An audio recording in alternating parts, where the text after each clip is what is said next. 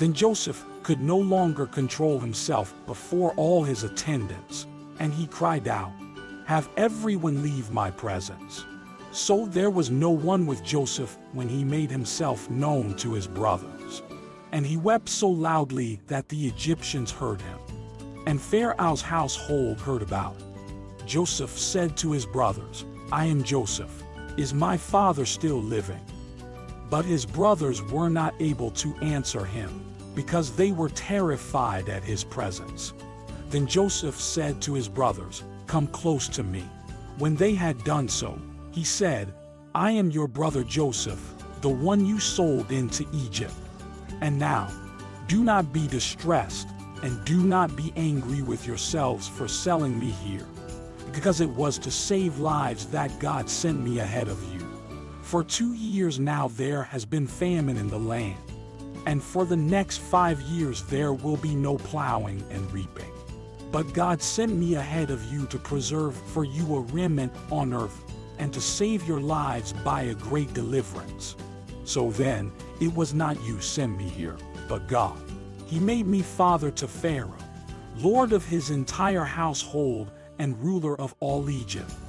Now hurry back to my father and say to him, 'This is what your son Joseph says. God has made me lord of all Egypt. Come down to me. Don't delay. You shall live in the region of Goshen and be near me, you, your children and grandchildren, your flocks and herds, and all you have. I will provide for you there, because 5 years of famine are still to come.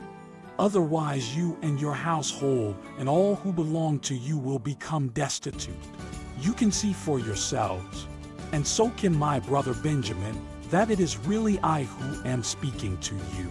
Tell my father about all the honor accorded me in Egypt, and about everything you have seen, and bring my father down here quickly."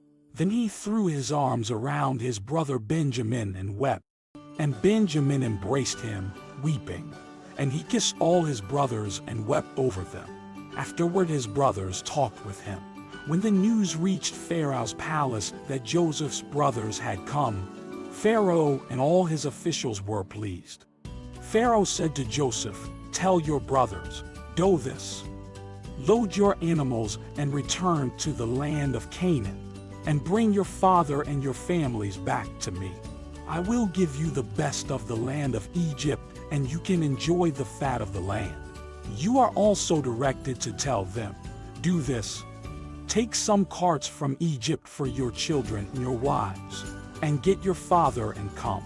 Never mind about your belongings, because the best of all Egypt will be yours." So the sons of Israel did this.